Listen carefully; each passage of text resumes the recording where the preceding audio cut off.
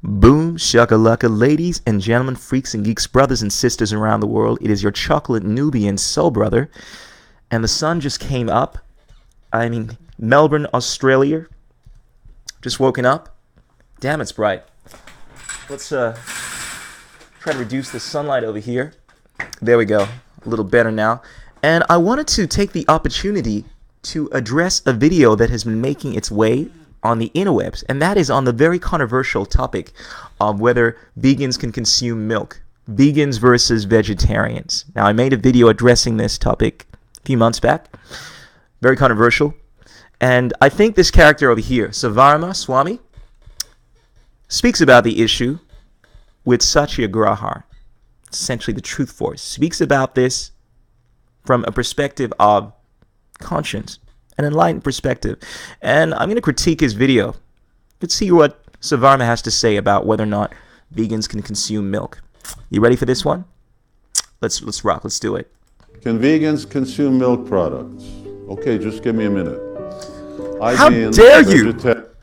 Of course vegans can't consume milk. Everybody knows about vegans. Vegans don't consume anything that is born or anything that comes out of the things that are born. How dare you talk about it being okay to consume milk? Everybody knows the horrible standards that are in place within the dairy industry. But look, I would invite you guys just to take a step back and hear the thoughts. Hear the thoughts before we arrive at judgment here. For 55 years. Thanks to vegan acquaintances, though, some years back, I became what I call a veggie vegan. I won't consume milk or milk products that are sourced from standard outlets.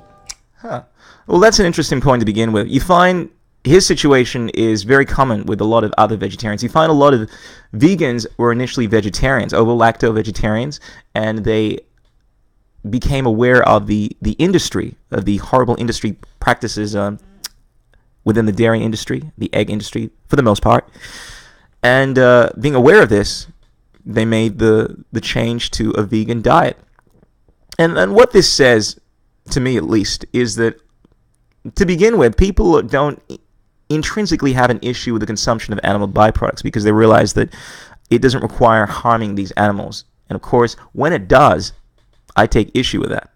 Of course, for instance, if I was to, let's say, buy this cup, if I went and purchased this cup, and I did this with the knowledge that it was made by someone that had a job, decided to put this thing together through pottery or however it is that they do it, and through their labor, they invested their time in making this cup and decided to sell it to me, I would say, I don't have a problem with what you did, and I'm willing to buy that from you. However, if I found out that this cup was made by someone going and popping a cap in someone's ass and telling them that he was going to kill that person unless, of course, he made this cup, or decided to rape or abuse some person in any way, shape, or form, and force him to make this cup, and then sold it to me, clearly I would have an issue with that. Clearly, because it is tainted. And when you do something through someone else, this is a common idea within ethics. If you do something through proxy, if I pay you to do something that is immoral, well, then I share some of that culpability. So in regards to this particular issue over here, clearly I don't have any issue with purchasing a cup if it's been made without doing anything unethical. However, if it has been made doing something unethical, I would have an issue with it. Similarly, that is the same case in regards to consumption of animal byproducts. Now, of course, most people are intuitively aware of this and they understand this. Then, of course, you have certain people that take it to the perspective of exploitation and commodification, which we will get into in due time. But I just think it's an interesting thing when you have a look at how people evolve to what we call a vegan diet or a vegetarian diet. And the term that Savarma comes up with, veggie vegan, that's an interesting term. People have all these different labels they want to adopt to show how they feel about particular things. And I understand that. I try to avoid using labels because regardless of what you want to call yourself, people will always have different versions of an ideology. There are vegans that advocate for ethical hunting. There are feminists that believe that women should simply be more equal than men and advocate for, well, some pretty crazy ideas. And I think you guys know what I'm talking about. But the fact of the matter is, regardless of what ideology you want to call yourself, people will always find a way to obfuscate the meaning of words. You can have a look at the term vegan during its inception by Donald Watson. Donald Watson was a member of the Vegetarian Society, and he had a newsletter. And essentially, he got his readers to come up with a word to separate the dairy, egg-eating vegetarians from the non-dairy, non-egg eating vegetarians, and that word was vegan. Now, essentially, it was a diet. However, over time, through the Vegan Society, it's gone through iterations. The definition has changed, and it has changed to relate to an ideology that is, in my opinion, more in line with the Marxist ideology of exploitation, commodification, which are concepts that I don't believe, well, in fact, they don't actually belong in the realm of ahimsa. The tradition of ahimsa can be traced back 9,000 years ago to the Tutankhamun priests, the giant priests, that would essentially try to avoid all forms of violence in regards to depriving an animal, a sentient being, of its inalienable natural rights, harming it, violating it. So don't rape, don't kill, don't steal, that kind of thing. Now, of course, consent is the main issue when we're talking about stealing here. When we're talking about the consumption of animal products, it comes down to consent, whether or not that animal has an issue with you partaking of its animal products. And I think with any emotional intelligence, people are aware that animals don't care about that stuff. But anyway, I digress. Let's get back to this video.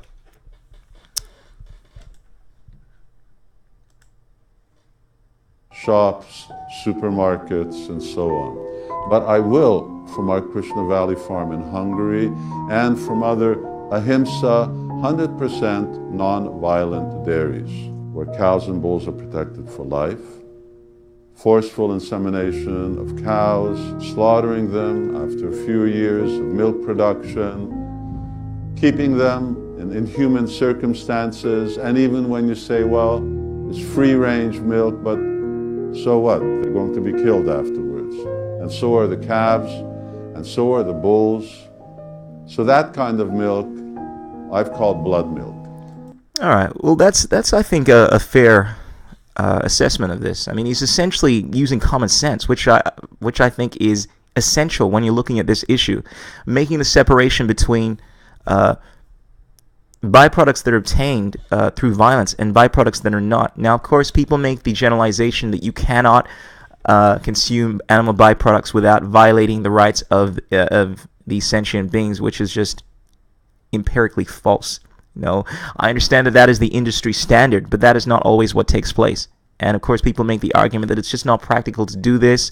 That look, on some level, there's always going to be animals that are being mistreated, and people are going to lie about these byproducts. And whereas, look, that is going to be the case in many situations. You cannot make the argument that is the case in all situations. And I will always try to be as honest as I can when I'm making this argument. You see, a lot of vegans, they just buy into the generalization that, look, consuming milk is simply wrong because of A, B, C, because of the fact that you're going to forcibly inseminate these cows, because of the fact that you're going to chop up these bulls.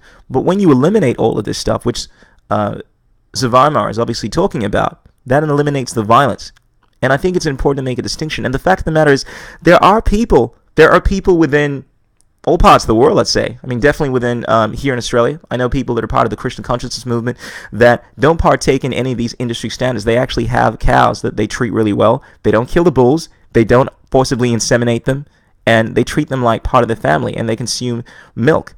Now, for people to make the argument that it's still wrong, you're still somehow depriving this animal of its milk, when it is abundantly clear to everyone that looks at the situation that the animal has no issue with it being fed, with it having its milk taken from it.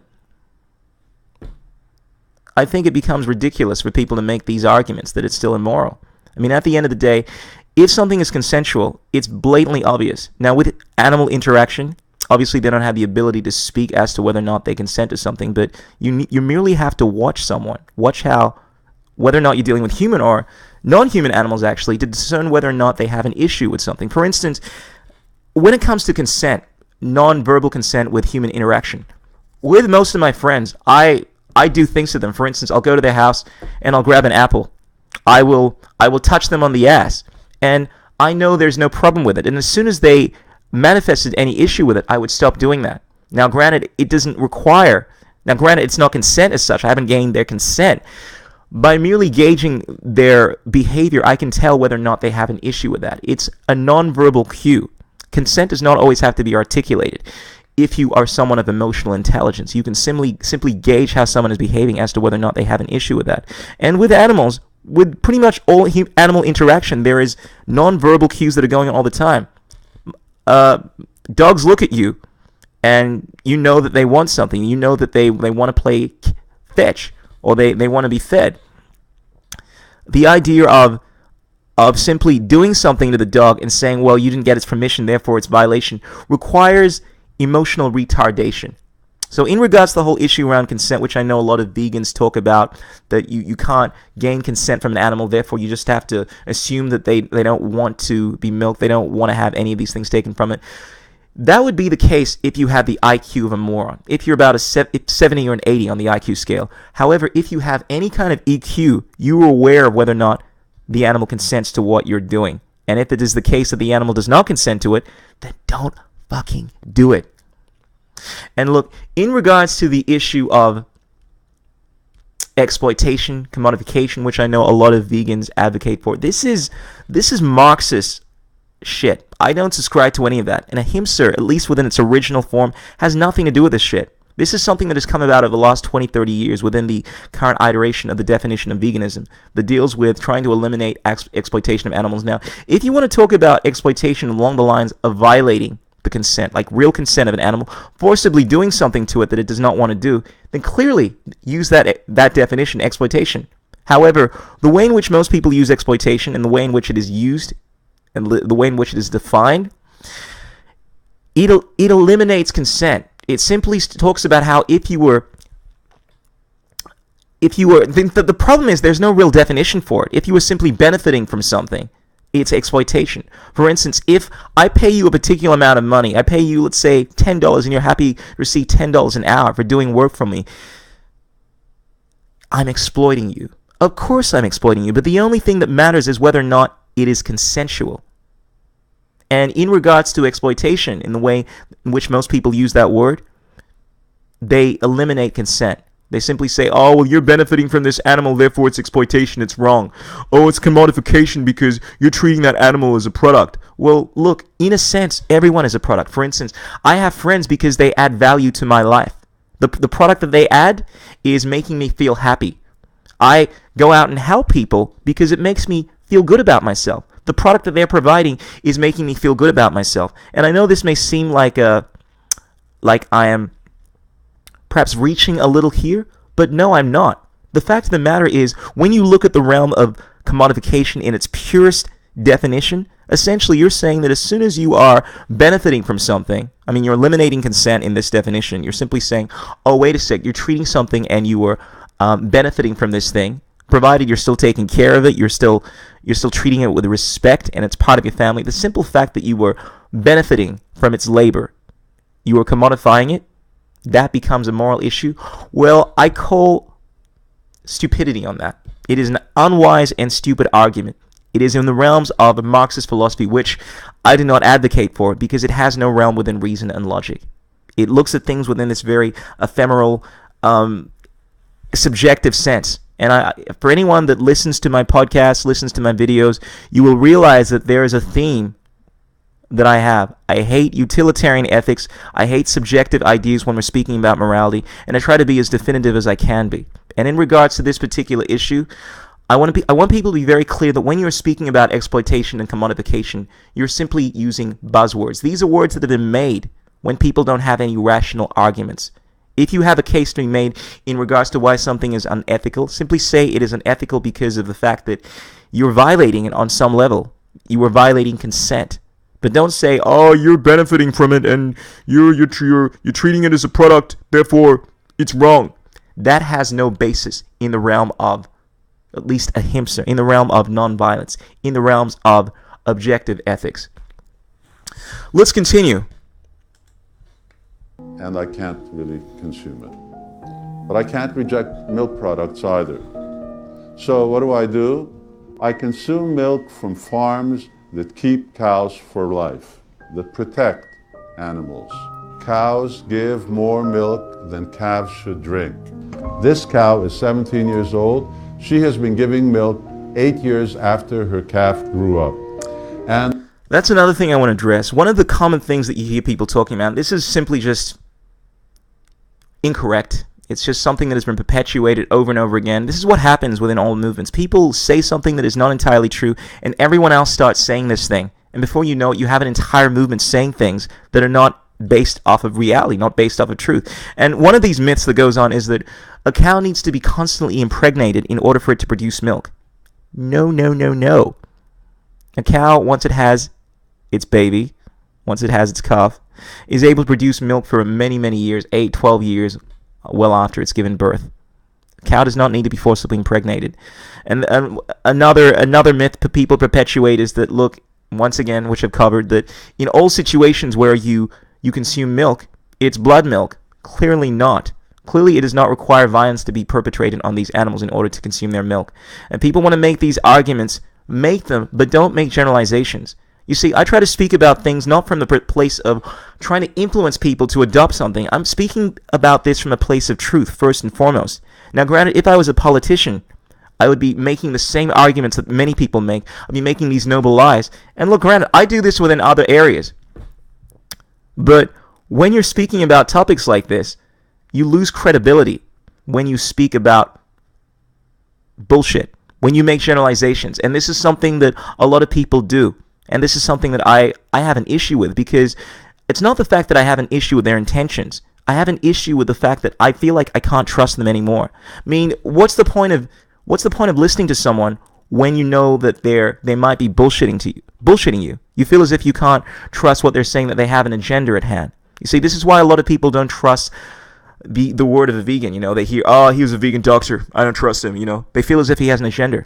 However, if people simply spoke honestly about the situation, and vegans had this whole reputation of being incredibly honest about shit, then when someone speaks about this issue and they are a vegan, people would not be so guarded and be thinking, well, this guy has a hidden agenda, so I'm not really going to listen to what he's saying. They'd be, okay, oh, well, these guys have a reputation to speaking the absolute truth, so I'm going to be inclined to listen to this person.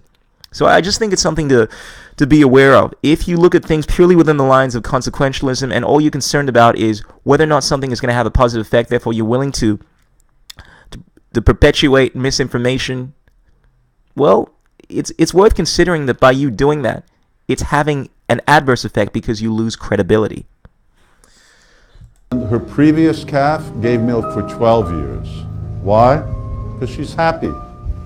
And bulls, they're also happy if they can work, and their problem are tractors. Hey man, you're forcing these animals to perform labor. That's exploitation, man. It's fucking wrong. These animals shouldn't have to work in these farms. Sheepdogs shouldn't be made to herd all of these other animals. It's just wrong, man. You're making use of them. Well, here's the thing. Do you think these animals have an issue with this? You see, this is the problem that I hate with so many of the, call them what you will, ideological vegans, ideological vegetarians, ideological feminists. They look at things outside of intuition, outside of logic, and they make arguments purely because, I mean, here's the thing. I respect people with principles. I expect people with dogma. To an extent. Clearly, it is important to have a set of values that you hold to. However, when these values go against basic reason and logic, well, you have to take a step back and reevaluate things. If you have the attitude that exploitation is wrong, period, in any situation, when you were benefiting from something, when you were trying to get something to do something, when you're trying to get an animal to perform some kind of labor, it's simply wrong because you're benefiting from it. and that is your value, if you assess that honestly, you have to realize that any time that you are benefiting from something, regardless of whether or not it is consensual or non-consensual, it is exploitation and it is wrong. It requires a bit of critical thinking, and you have to realize that that is a stupid idea to hold. You see, before accepting a principle, before accepting a value, make sure that it is logically consistent and is not only based on what you believe is right within your conscience, but based off of what works within the physical reality. And the problem I have, I don't know if this is making a lot of sense to people, is so many of the ideas that people adopt don't work in the real world. And there are many examples of this. A classic example, of course, is exploitation. But within the whole realm of social justice is a classic example. People believing in reparations, racial reparations, and not realizing that when you buy into that idea, you're fucking yourself up. Because whereas you may owe reparations to another race because of what your ancestors may have done to that race, well, they owe reparations. I mean, it works both ways. Because obviously, regardless of who you are, your ancestors have always been complicit in doing something that's wrong, and eventually everyone owes reparations to everyone else. Anyway, the point I'm trying to make here is that it's important to analyze your values, analyze your ideals, and make sure they work not only in your heart, but within your mind, within reason and logic. Bulls need to work, and that's not abuse. That is their dharma. Otherwise, if you don't work the bulls, and half the herd will be bulls, they get too fat, they get sickly, their muscles get atrophied. So saying taking milk from cows is abuse, it's like saying taking an apple from an apple tree is abuse. Well, we all understand the problem with that analogy. Obviously, apples, I mean, they're not sentient beings, apple trees. But look, I think we understand the argument this guy is trying to make. Granted, the bad analogy there. Essentially, what he should have said is that these animals don't have an issue with it. It fundamentally comes down to consent. When you are dealing with sentient beings, whether or not you should do something should always come down to consent. I mean, you shouldn't, one, be playing the game that, well, look, it's in their best interest. I mean, that's the argument that a lot of consequentialists fall into, that we're doing something for someone because it's in their best interest. The fundamental argument is whether or not they want that to be done. I mean, if you were taking on the moral, ethical argument, it should always be first and foremost, are you violating the rights of something? And then secondly, it should be whether or not this is having a beneficent effect on the world. So that's what I learned from my vegan friends, and thank you to them. And if any of you vegans like my veggie vegan ways, then look around to source some ahimsa milk. So, ladies and gentlemen, there we have it by Savarma Swami on his veggie vegan ways. And look, I would add to that by saying you don't need to call yourself a veggie vegan. You can simply call yourself a vegetarian, or you can simply call yourself a vegan, because ultimately, when it comes down to it, when you're talking about animal byproducts, or when you're talking about even veganism, which is essentially, once again, based off the whole idea of ahimsa, when you are purchasing something, make sure that that thing did not require violence. If you're trying to be as ethical as you can be, whether that be animal byproducts, whether that be any product that has been tested on animals doing something that you're not in line with, simply try to avoid doing that stuff. And that's the whole attitude that one should adopt. I mean, that's the whole basis of veganism. If you have a look at its origins, that is the whole basis of vegetarianism. And I do understand that people want to identify with an ideology. They all want to be part of an in-group. I get that. I respect that. But if you're going to make the ethical argument, one, you should try to be as honest as you can. Try to avoid making generalizations on this. I mean, I fell into the same trap that a lot of people, I think, are in regards to this issue. I'd be making generalizations when I was speaking to my friends that are part of Christian consciousness, and then I realized, oh, actually, this is kind of stupid. There's nothing wrong going on here in these situations. The issue is the industry standard. And a lot of people don't want to look at things like that. A lot of people want to deal with simplicity, not realizing the complication is far more complex than what they would imagine it to be. That no, it's not as simple as saying, oh, the milk is always blood milk. Some milk is blood milk. Some animal byproducts are obviously blood animal byproducts. in regards to consumption of meat. I mean, look, if an animal dies and you gain its consent to eat its meat, well, then that's not blood meat. But of course, no no animal wants to be killed. And look, I don't think any animal wants to have its corpse turn into dog shit either. But ultimately, it comes down to ahimsa, non-violence. And before I end this video, I just want to address just a few other arguments that I've heard people making in regards to this entire video. The one, it's not practical to actually do this, that because of the nature of the industry, you cannot have a society that consumes milk because on some level these animals are going to be harmed. That's just simply not true. And fortunately, we have the benefit of this actually working in this real world. We don't have to think about possibilities, potentialities here. No, there are actually people that do that don't actually abuse their animals and actually consume animal byproducts. That's just a non-issue. Now, of course, you can make practical arguments as to why you think it's not going to work, but that's immaterial. The fact of the matter is, it is done, it can be done. And this is not about me trying to perpetuate an ideology. This is about me speaking truthfully about it. End of story. In regards to the health effects of this, yes, you should be encouraging people to eliminate animal products on the basis that it's not healthy. Now, can I say that definitively? I don't know definitively. I based off of the information that I've ascertained, yes, I personally think that it is not a healthy thing to be partaking in. I have personally seen massive improvements in my health when I eliminated milk and when I eliminated all animal byproducts. Now, whether or not that is the case for everyone, I cannot say definitively. I think that is generally the case. And look, I don't need to go into the health aspects of this, but the fundamental issue is that something being healthy for someone is not enough of an argument to force them to do that. You see, a lot of people want to play into the, it's good for you, I'm doing this for your own benefit, therefore I'm going to force you to do it. And that is the worst argument that you can make.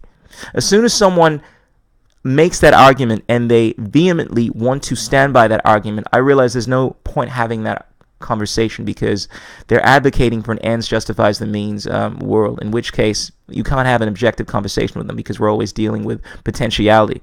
And look, one of my favorite quotes by C.S. Lewis, I'm going to end this video on this, is that of all tyrannies, a tyranny sincerely exercised for the good of its victims may be the most oppressive. It would be better to live under robber barons than under omnipotent moral busybodies. The robber baron's cruelty may sometimes sleep. His cupidity may at some point be satisfied, but those who torment us for our own good will torment us without end, for they do this with approval of their own conscience. People that advocate for doing something that is against your free will because they believe that it's the right thing to do for you. For instance, I think you guys should all be circumcised because it's healthier. I believe that women shouldn't be able to look at pornography because it's damaging to their psyche and it's only going to lead to more violence. I believe that people shouldn't go out past 7 p.m. because it's very dangerous and you're likely going to get hurt, so don't do that. I believe people should stop smoking and taking alcohol, taking drugs. I don't take it. It's much healthier. It's had a great effect on my life. Therefore, I'm going to force you guys not to take alcohol and take drugs because you're damaging yourselves, guys. And I don't care. I feel right within my heart that it's the right thing to do.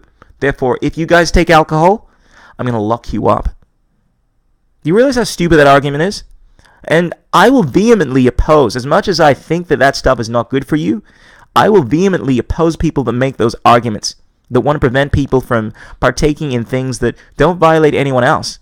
Not because I think it's a good idea, but because these arguments are made from a principled basis, from the basis of free will, from an understanding that you don't have the right to initiate violence on people. And it's an incredibly difficult argument to make within the realms of practicality at times, even though I believe that in the long run, it is a much better system to live by, to have a free society. Free societies will always lead to more beneficent societies. When people are free, it opens you up to more creativity. It opens you up to greater things. I mean, from an artistic standpoint. Speaking as an artist, you find that when you were free, when you were calm, when you were relaxed, that is when you have an expression of creativity flowing from you. However, when you are constricted, when you are nervous, when you feel as if you do not have any freedom, that is when you see this dis-ease, this discord within you, and you do not allow this expression of a beauty to emanate from you. That is where you do not see an efflorescence in consciousness. You do not see a matriculation into higher levels of understanding. Fear always brings about more negativity. However, freedom brings about more love and compassion.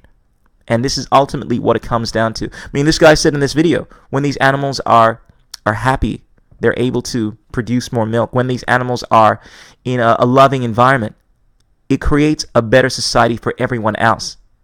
And this is not only something that is based off of sound principles, but is something that is based off of a solid, practical, utilitarian argument as well. The more love, more freedom creates a better society. There is no greater, more beneficent force in the universe than freedom and love. So, ladies and gentlemen, I'm going to end it there. Peace out. Keep it real. Don't drive and text. Until next time, this is the Esoteric Noetic. Let us know if you like this video with a thumbs up or a thumbs down. And keep doing your thing, yo. Until next time. Ow! Life's purpose is to feel joy. Metaphysical, lyrical, setting up for truth. The only one to make change is walking in your shoes. Be the example, don't complain about the news. Making music and serving the world with the loo. Now you can be the same, or you can be the change. Find strength from inside, break through the chains. No one to blame, nothing to prove. You create your reality, it's up to you. Be the change.